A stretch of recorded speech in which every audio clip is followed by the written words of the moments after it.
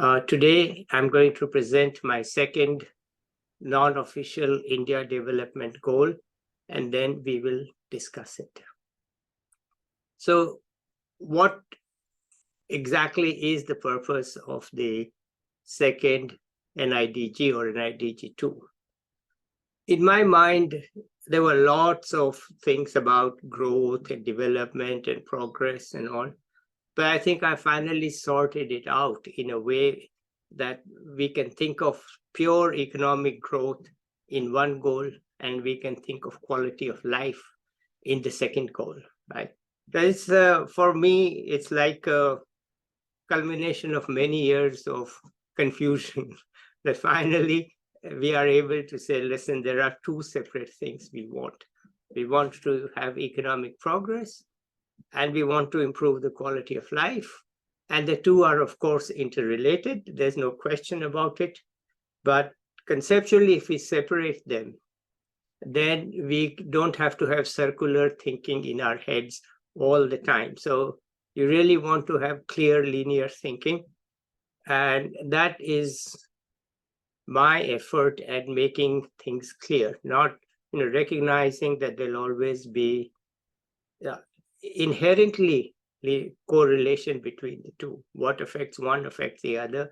But if we think about it independently, while recognizing that there are links, then we can actually begin to have clearer idea of what it is that we are trying to achieve. Ultimately, what we are trying to achieve is both economic incomes and so on, and equality of opportunity and so on, what we listed in NIDG 1.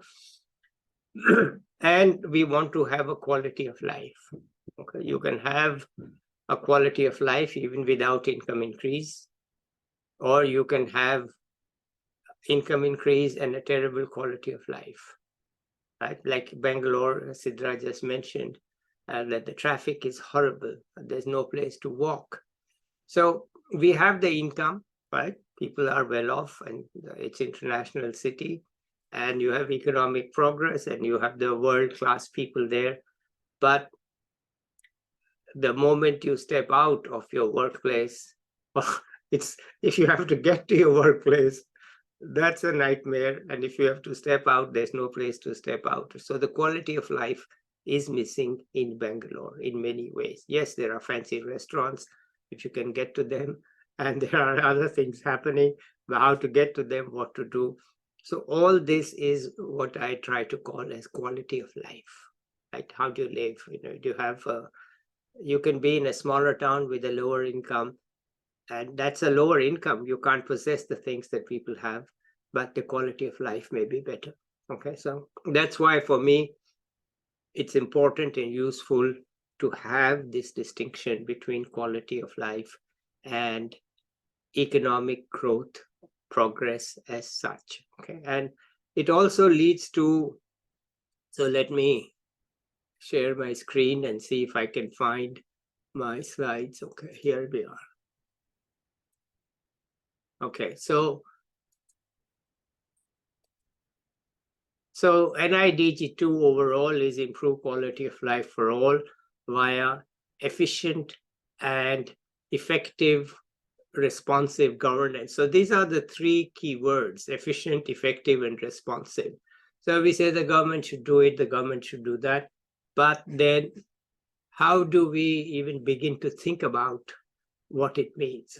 So after many years of confusion, I finally think I have said it in these three words. It must be efficient, it must be effective, and it must be responsive.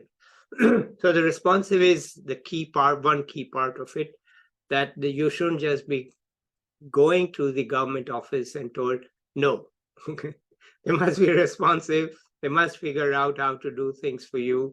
And when they figure out how to do things for you, they should be efficient, meaning it should happen quickly, and effective, meaning there should be an impact. So efficiency is just a way of how you do things. Effective is that you get the results, and responsive is that it's not just one way. Okay, you have a reach point, and it's two-way. So there's none of this is profound. the whole point of having these goals is not to be profound, but to simply say that, listen, this is a way to have a common thinking and to have a statement which we can all discuss and agree or disagree. So when we look at efficient, effective, and responsive governance for all, it should be in large and small cities and in villages. So right now we have the Smart Cities program. That's only in the large cities. Of course, 100 is not just large cities. 100 goes to even medium-sized cities. But that should be just the starting point, because every city and every village should be smart. Okay? Then they may be responsive, okay? But smart typically just means efficient, okay?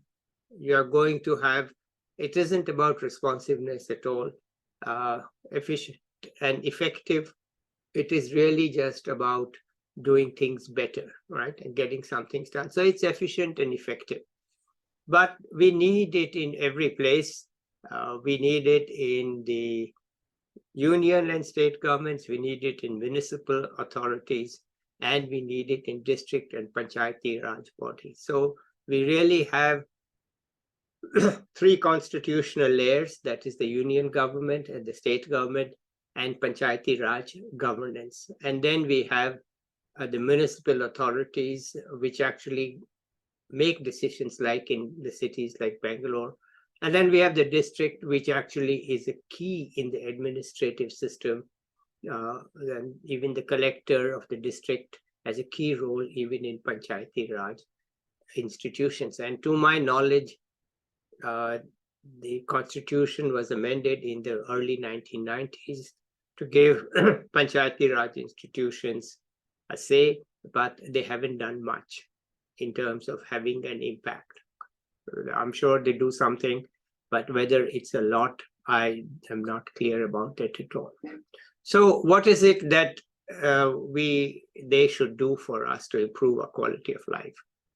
One is, now we are looking at NIDG 2.1, provide quality public goods and services efficiently. So public goods are defined in economics. Many people confuse the meaning of public goods with what they think of as available to all. But, you know, in economics, we define it as non-rivalrous. Non-rivalrous means if I consume something, it does not cut into your using that thing. So that's non-rivalrous consumption. And these are typically the base rationale for government to provide law and order, national defense, judicial system, and so on. Though you can think that when the government law and order fails, people install their own law and order system, like you get gated communities with chowkidars, and you have your own security. So that's actually at least not the law, but the order you maintain within your community or locality by that way. And judicial system, of course, cannot be private because both parties have to agree to to be part of the judicial system. So the first thing is to provide quality public goods and services efficiently. Nobody else can provide national defense, army, air force, navy. We must have enough funds for them, and they should be well-trained and effective and all that. So we need that. And this will require significant government investments, because look at our court system. Cases are hanging for 20 years, 30 years, who knows how long cases are hanging. And it's not, India is not the only country where cases hang for long, but in the end, we cannot have a system in which the cases are there for backlogged forever. Nothing gets decided. Things take time. And certainly the court system needs improvement and digitization and brought into the modern age and made effective. And I'm not sure whether now there are hearings by Zoom, but yesterday I heard one hearing in the US, and it was by a Zoom call. The lawyers are in DC, the judges in California. It's not a question of COVID.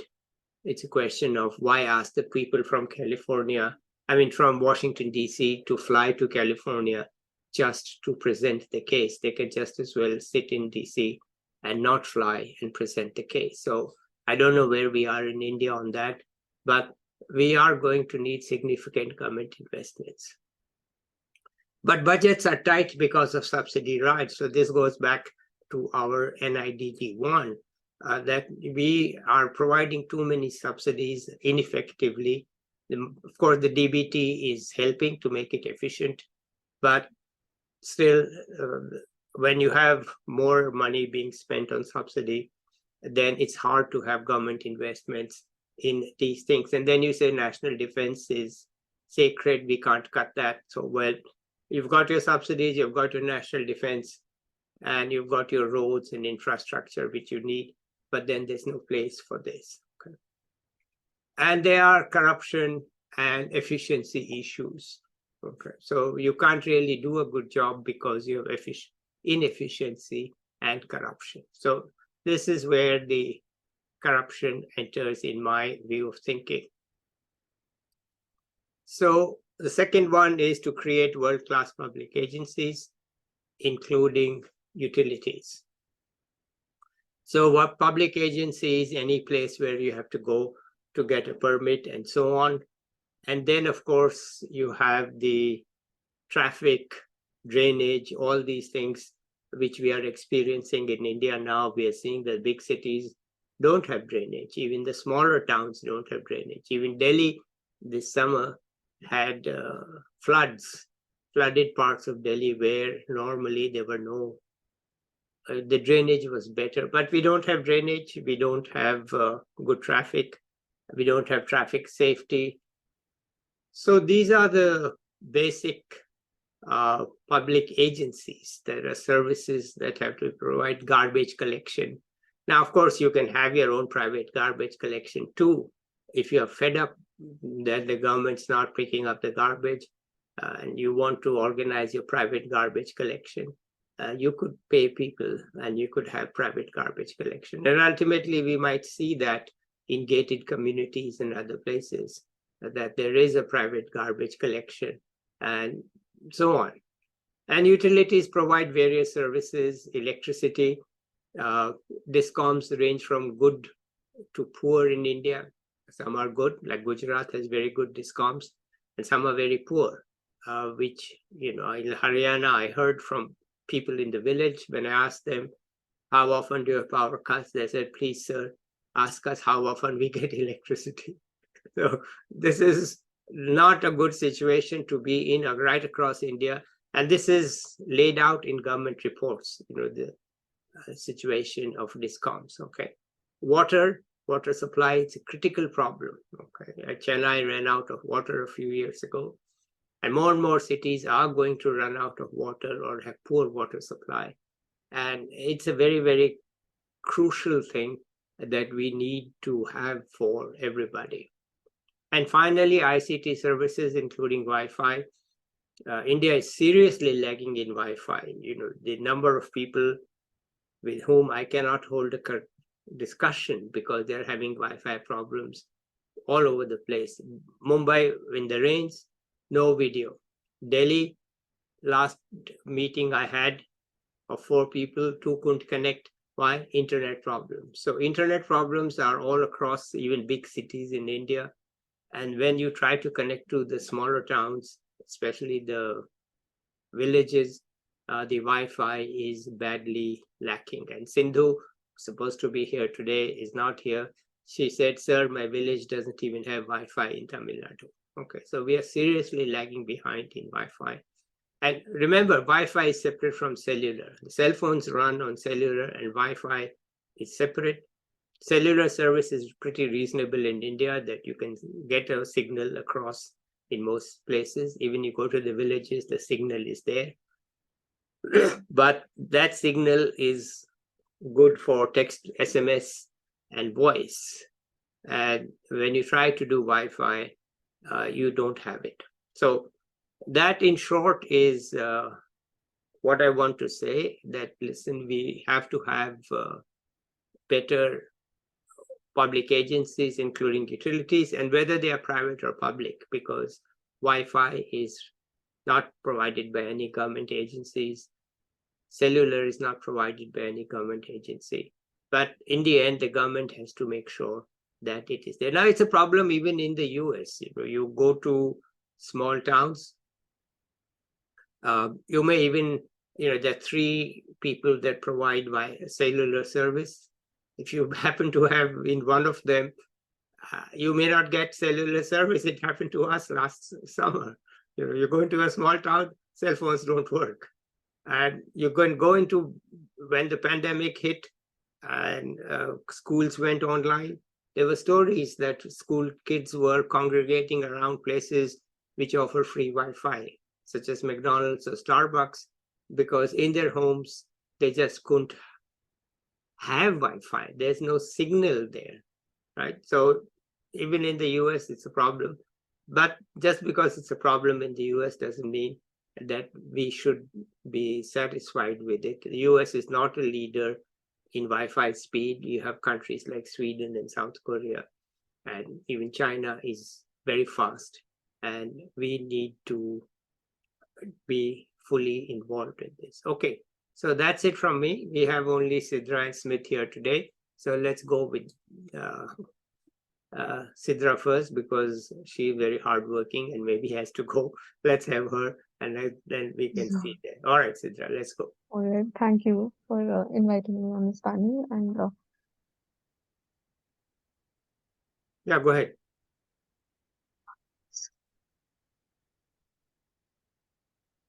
I'm sorry, I'm not being able to hear you. Oh, we can Could hear you you. repeat what you said? No, I said go ahead, Sidra. Yeah, okay. Right. So I was just over the previous discussions, we saw that we were discussing about the growth rate in India, and we were drawing a comparison with China also.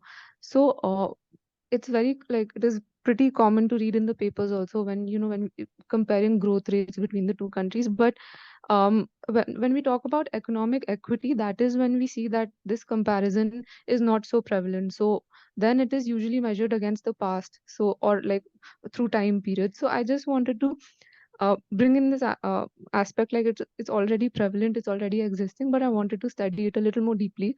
The Like, what I want to do is, I want to compare economic equity across both these countries, because both of them started at the same point of, like, started at the same time with the same kind of resources, but they've followed, both these countries have followed very different growth paths, and they have arrived at very different social realities also as of now. So why could that be? So that is what I will try to get into. And the first metric that I wanted to study was income distribution. So for if we look at income distribution, we see that in India, after independence, there has been a steady increase in inequality of income. Meanwhile, in China, post liberation, there has been a decrease in this income inequality. So in India, again, that could be attributed to premature deindustrialization, where India did not have a fully industrial phase. It jumped from having a very specialized service. It jumped from the agriculture sector to having a very specialized service sector. So, and this service sector mostly, like, it absorbed individuals who already have high education and other socioeconomic privileges, while leaving out a big chunk of labor employed in agriculture. And they missed out on being recruited by the industrial sector. So they missed out on a lot of opportunities which, say, China had to offer to its agricultural labor force. Now, again, if we look at the metric of urban rural wage differential, so again, within that also, we've seen that China has had a lot of government intervention, where they've made a lot of effort to set up educational and medical resources in rural areas specifically. Meanwhile, in India, it continues to be a reality that there's a very heavy bias towards urban areas and health. Hello?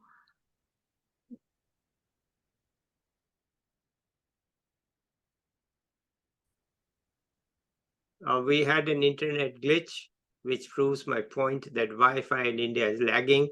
If we cannot get even a continuous connection in Bangalore, then it shows that we are in real trouble. And, okay, so Sidra, please continue about inequality. Right. So I just talked about the reasons that this income inequality could be attributed to, wherein I mentioned that we jumped from having an agricultural sector to a very specialized service sector, which caters to mostly individuals having high levels of education and high social privilege. And what China did differently is they absorbed a large part of its agricultural workforce into the industrial workforce. And this also led to higher wages in the industrial workforce, and ultimately like narrowing of the gap of narrowing of income inequality. Now, I also wanted to look at the urban and rural wage differential. So, in China, there has been a lot of efforts made to set up educational and medical resources in rural areas, whereas in India, that has even though there has been effort in that direction, but there has been a heavy bias mostly towards urban areas, and I mean, obviously, and healthcare has mostly been accessible to high income individuals only. For instance, a lack of a very high ratio of doctor to patient. So for every individual doctor, there are that like the ratio is very skewed. So that is something that is that can be improved. Then in terms of unemployment also, which is if if we look at unemployment in India, there are schemes in place like the Narega, but there has been a huge gap in like what it aspired to do and what the how effective it has been on field. So there, according to an NSS survey, it states that out of all the households that aspire to avail of this scheme, only 56% of them actually get access to this scheme. So there is a big gap in actually giving these unemployment benefits also. So obviously, again, that also like that just shows that even with schemes in place for unemployment, there is not enough effective effective like there's not enough efficiency in handing or meeting out these schemes for the people. Now within unemployment, again, if we look at like um, India and China, again they started at the same place, but the difference again it is largely attributed to the expansion of industrial and manufacture sector only. So what happened in China was the rate of employment in the 60s, where it was expanding its industrial sector, it was going up by 10%, and the output the rate of employment was going up by 10%, and the rate of output from this sector was going up by roughly 8 to 9%. So the input output ratio was very low. So this means that the labor force was very effective in increasing its in its output. Meanwhile, in India, the output ratio was very high. So this just means that there was not an effective allocation or not enough effective machinery set up to utilize the skills of the labor.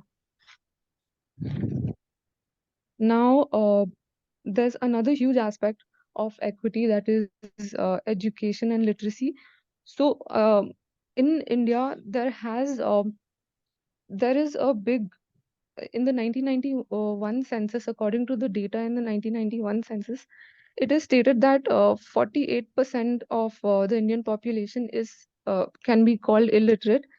And if we look at the age specific census, also 40% of children are in India, they fail to read. So what this means is even with uh, education becoming a justiciable right, somehow India has failed to promote enough basic education, and that has led to a very large social and economic disparity, the reality of a very large social and economic disparity. So again, just a second. Yep.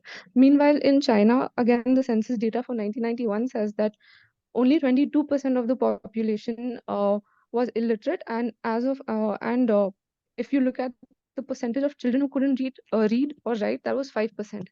So that is a very stark contrast to the 40% of children in India that fail to read. And within this, there's also a problem of data collection. So when we look at these numbers, again, these numbers, they're mostly collected by local high school teachers or government employees who want to show their district in a positive light. So what they do is, even if say someone is not passing a literacy test, they just like, they may say that okay, this is enough for them, and they skew the numbers. So again, there's a lack of clarity also as to how much illiteracy there is in India, and also a lack of funding or a lack of directing public policy towards increasing in education in India. So, and in India, there's also been a slight bias towards education, investing more heavily in higher education, not enough in basic or primary education. Meanwhile, in China, very there was heavy spending in basic primary education. So they reached a point where everyone had the basic education, and uh, like almost a point where it is almost at a point now that the younger cohorts that are at like a full 100% literacy rate, they're almost getting there. So, and these were the main indices of economic equity that I wanted to look at. And again, what I wanted to say is, by looking at these metrics, we can say that China had achieved a more stable place in terms of meeting basic necessities, such as providing healthcare and literacy. And they were also at a point where wage inequality and urban rural wage differential was decreasing. Meanwhile, there seems to exist large inadequacy in terms of providing these basic necessities like health and literacy in India, with increasing trends in wage inequality. So this could be the reason why growth in India failed to match that of China. And in order to be able to facilitate rapid growth, India first needs to establish a more stable and a more socially equal reality. So only then, when we have growth-driven policies doing like increasing ease of doing business or expanding exports, only then it can be optimized when you have a better base to work with. So this is what I thought. Okay, great. Thank you, Sidra. Let me respond. First, China also has a problem. Its Gini coefficient of income is rising. Okay, so whether Yes. they have reduced poverty. Poverty is almost zero now, 0% in China, and for some years. So the GDP growth they used to actually remove poverty, and they got people jobs, as you rightly said. But if you look at the Gini coefficient, China's Gini coefficient is over 0.45, I believe now. And so they are also facing inequality as Mhm. India is facing. So that is certainly the case. Yes, sir. But that is the case after liberalization. So they reached a certain level of income for everyone, and after that, it is True. increasing. So, Right. Yeah, I agree with you on that. Now, to add to your point on education and nutrition and so on, the World Bank has an index called the Human Capital Index. Okay, the Human Capital Index actually summarizes all of these things into one number. Okay, so like any index, it has its flaws. Every index is flawed. There's no index that is not flawed, including any index that you can think of in economics. But the World mhm. Bank's Human Capital Index in India is much lower than in China. It's, I think, 0. Index runs from 0 to 1. No country has 1. Mm, Singapore, I think, is like 0.86 and is the highest. But India mm, is like 0.48 and China is like 0.6. So that is a way of saying all the things that you are saying, that look, education, literacy. And then if you want, you can read Pratham, Pratham's report, ACER, Annual mm, Survey of Education. Read Pratham and you will weep. Literacy is not, and we cannot aim for literacy anymore, because what Pratham says is that a huge number of fifth grade students cannot read at second grade level. Okay, so they are in fifth standard, but they cannot read or do the sums of maths of second standard or read at second standard level. Okay, and the recent conclusion of Pratham in its essay, not conclusion, data, is that parents have got fed up of it, and there are more children now enrolled in private schools, whether you look at slums or you look at villages, you add it all up, there are more children involved in private schools than in government schools. Mm. So the union government runs Sarv Shiksha Abhiyan, which is supposed to cover all of India, borrows $1 billion from the World Bank for it. But unfortunately, the delivery is so poor that the parents who know what is good for their children, they sacrifice everything and they put their kids in private school. Private schools have penetrated even small towns and villages, and that's where the kids are going because they cannot get. So for the first time, the ACER says that, I mean, last year's or year before, that there are more children in, and this is their own sample data, they collect huge amount of data for the annual survey. It's called the annual survey. They have a huge amount of data collection, and they say, listen, the parents cannot afford to, those who can afford even a little bit, they have to sacrifice. The parents are sacrificing like crazy, but they put their kids in private school. So the failure of public school education. And what we think of a school only, I have two reports from Bihar from people I interviewed, that in the district level universities, you can't even get a 3-year degree in 3 years because they don't hold the exams on time. They don't start the university on time. They don't hold the exams in time. And it's common to take 4 to 5 years, even if you are a hardworking, diligent student, because they just don't hold the classes on time and they just don't hold the exams on time. And then they don't release the results on time so that you cannot start next year. Okay, so we have a very, very bad basic education system. And, 30% of India's children a few years ago were stunted in nutrition. So you look, that stunting is in the human capital index, and that's a very bad sign. So yes, indeed, those issues are certainly there. But I didn't want to sort of describe the current situation. I wanted to describe what the goal is for 2047. So this is why my view is, my idea is not to just look at what has happened, but what needs to be the goal for the future, right? So the past failures, I think, are well known, but what do we aim for in the future? And when you mentioned equity, I, of course, had the goal of equality and equality of opportunity. And you can't get equality of opportunity if you don't have good education and good nutrition and all that. So that's sort of summarized there. I tend to be cryptic, to be very summary in statement, but one day I will write a bigger version of all this. And this is just a shorthand way of summarizing the main thing. So thank you, Sidra. Let's give Smit a chance to have his views. Yes, thank you so much for again giving the opportunity to speak.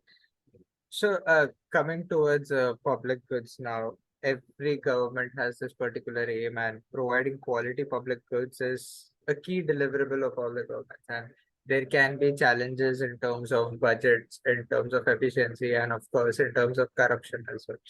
So, now to improve this, there are certain general points which every government takes. The first thing is tax collection, then and not to spend on any non-essential public goods, and improve public procurement, and lastly, increase the accountability of each and every public officer towards the people. So, in this entire scenario, when we talk about improving tax collection, we already know what amount of individuals pay tax in our country, and that's pretty much low, but that's how the basic income of each and every individual is being measured over here, as to how people are actually earning low. And actually, in reality, the metro cities and the tier 1 cities actually pay a much higher amount of tax than what tax has been collected from other countries, other states. And we also know that BMC itself in Mumbai has one of the highest budgets compared to certain northeastern states in our country. So that's where the discrepancy can be seen in terms of how much amount of people are earning and what amount of public facilities are being provided to them in terms of basic education and in terms of quality jobs for each and every district and each and every city.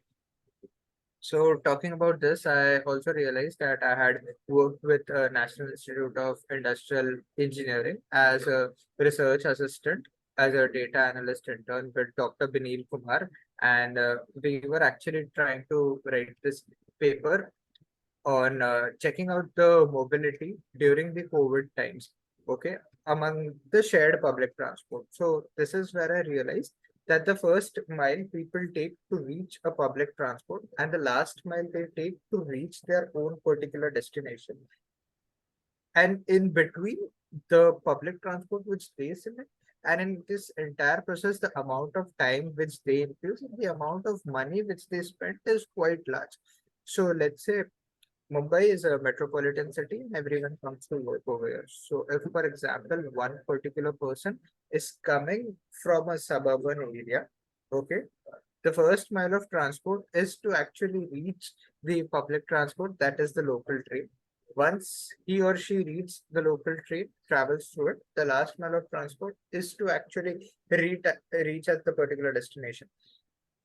So Mumbai having a good amount of railway network, this is particularly being satisfied by the worker that he can actually travel cheaply to achieve or his or her work.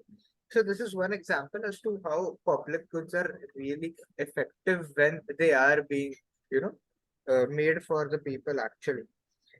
Secondly, talking about public agencies, we know that to invest to invest in all the public agencies, we need good amount of money, and we need to rebuild our capacity in terms of that, and and then coming towards improving governance and public agencies, we already have smart cities mentioned, as you mentioned already in your PPT, and variety of projects are already being going around that. We have the Digital India program also running, but we strongly know what are the quality of Wi-Fi, what is the quality of Wi-Fi in India, which we recently phased out as well.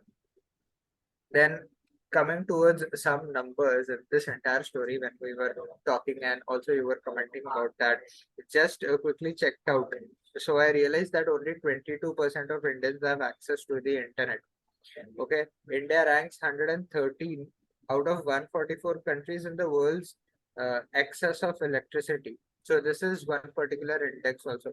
So now if we call ourselves the fastest developing country and we want to achieve the status of a developed country in the next couple of years, uh, will this particular number be really useful for that? I don't think so. We are going with this particular number ahead. So this is what we should overcome. Actually, a good amount of numbers should be within the top 50 ranks at least. If we also check out the Transparency in International Corruption and Perception Index, we see that we are ranked 85 out of 180 countries. And of course, also in the ease of doing business, we recently had a good amount of jump, but we are still ranked 110 out of 190. So recently I've faced I've seen this particular thing where India, and in terms of very big companies of India, in terms of dairy particularly, there is this one company which I would not like to name, but it is trying to be very protective of its or her products. And if there is an entry of another competitive industry from outside or another competitive company, the company actually tries to defense it out by saying that we are not actually developed enough to face the competition. And this is where I lastly mentioned that advanced manufacturing is a must if a company is actually stating that it's not ready to face the competition, but it's actually not beneficial for the consumers as well. So Yeah, that's one particular point. that's the case of Karnataka milk versus Amul. It's well known that Yeah. we are supposed to have a national market, but you want to say, listen, it's my cows for my people. Well, what do you mean my cows for my people? People should actually be able to. This is not imported milk. This is Indian milk. Why not you compete? But I agree with you that there's a desire to not compete, to be not efficient enough, and to simply say, listen, this is my hometown, so I should have the preference. That's not going to work. Okay, sorry to interrupt, Smith. Go ahead. Yep, yep. That's exactly the example I was taking at. Yeah. Yep, you spoke about it. That's there. And coming towards again internet, I've recently also seen that for applying passports now you don't need to go to office, and there is this e-online portal which we can actually use for using passport. But let's say if you are in a remote place, okay, in a tier 2, tier 3 city, or in a village where actually the internet is not working properly. So what is the whole use of having an e-portal? So this is actually very much beneficial for the tier 1, tier 2 cities, but not actually for a person who stays in a village. Lastly, I would also like to mention that this is what Akash mentioned in the last caller. Akash said, which he Yeah. mentioned that we should be strongly focused on our foundation, then this is where I guess the foundation should be based on. If we are going to advanced manufacturing, we should naturally have good amount of manufacturing. If we are having e-portal services, then first let's have good internet connectivity. And as I mentioned, the numbers, considering India is the fastest developing country in the world, these numbers are. It does not prove that India is the fastest developing country in the world. Well, India is in terms of GDP, but the problem is we are at low levels in GDP per capita. Hence, growth is one, you have to always look at the base and the growth rate. Okay, so growth rate is good. That's certainly nice. But the base of the per capita income, we are 1/5 of China. So this is the problem, that we can say we are growing faster than China, but they are 5 times ahead of us in terms of per capita income. And that is certainly not going to be able to say, okay, we are better than China. They're simply not going to work. I just read that China has built in Laos a train. Now, of course, the China's loan on that has bankrupted Laos, but the train is there. And that's running at twice the speed of Vande Bharat. Okay. In Laos, made by China, built by China. It's a long train, not just, Vande Bharat is not running across India. Of course, Laos is not such a big country, but still the train runs at twice the speed. Actual speed is twice that of Vande Bharat. So the Chinese do have and the train from Beijing to Lhasa, Tibet, is like 4,000 kilometers, and it runs at least at twice Vande Bharat speed, at least twice, maybe 3 times. It's like stated speed is 450 km. It's very, very fast. So, we have a long way to go before we catch up. And on the ease of doing business, everybody knows that the World Bank's index is flawed because it was only implemented in large cities for large companies. Okay. And initially, when the union government was unhappy with it, but later on they figured out that this is just a game. Okay, you just have to improve a few things. The rest of it can stay the same, and you will get a jump in the index, because the index was so nano focused. Narrow focus is the wrong word. Nano focus is looking just a few things. Of course, the World Bank has now given up on that index, okay, because there were some other problems, not because of India, but because China's index was not properly done. And the academic criticisms of the index were too high. It didn't start off from the World Bank. It started from IFC, which is the private sector wing of the World Bank.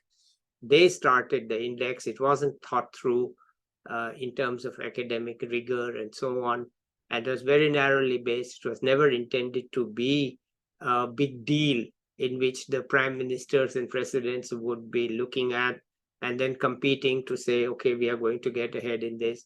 And you just tell your officers, do it. They say, yes, sir, we will fix these 3 or 4 things. That's all they look at. So we will fix those 3 or 4 things and we will improve. Of course, others are also doing it. So you can't go from 110 to 25 because others are playing the same game, right? Everyone's playing the same game of fixing that stupid World Bank index. And finally, the World Bank has said, okay, enough. We don't even produce that index.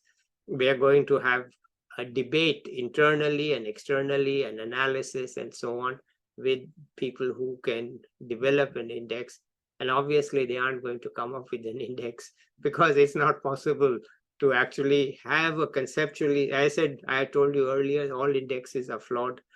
And this one is particularly impossible to have conceptually sound and practically implementable index. Okay. I mean, to produce that human capital index was 3 or 4 years of research work. Okay. Across the board with consultations, and still everybody, India, when the human capital index came out, India said, no, it's flawed. We are low because the index is flawed. Well, every index is flawed. There's no point in saying that this index is flawed. Every index is flawed. Okay? Every index that you can think of will assure you. GDP is an index, is flawed. CPI is an index, is flawed. Unemployment rate is an index and it's flawed. Every index is flawed, both in terms of data and in terms of concepts. Okay? Because you just cannot get it right. It's impossible. So we should not really just focus on indices and indexes. And because once we do that, the people who are responsible for it, especially if it's a narrow index, they fix a few things. And then that's all. Like, they have this hospital efficiency index, and then they measure only 6 variables. So the hospital ignores everything else and just fixes on those 6 things, and they get a better thing. But actually what has happened is they've made other things worse and they've made these things better. And it is not overall working. Okay. Well, anyway, thank you all. Thank you, both of you. You've been with me very often. It's a great loyalty to have. We will have the next, what I will do is that since people couldn't come, I will not present this again, but we will have a separate meeting in a week or so on Monday for others who couldn't get here to come and make their points. And then we will meet on the 29th. Okay. So thank you. All right, Sidra, do well. Smith, have a good time. Enjoy life. Let's end it here. Let me end the recording and then just talk to you for a minute.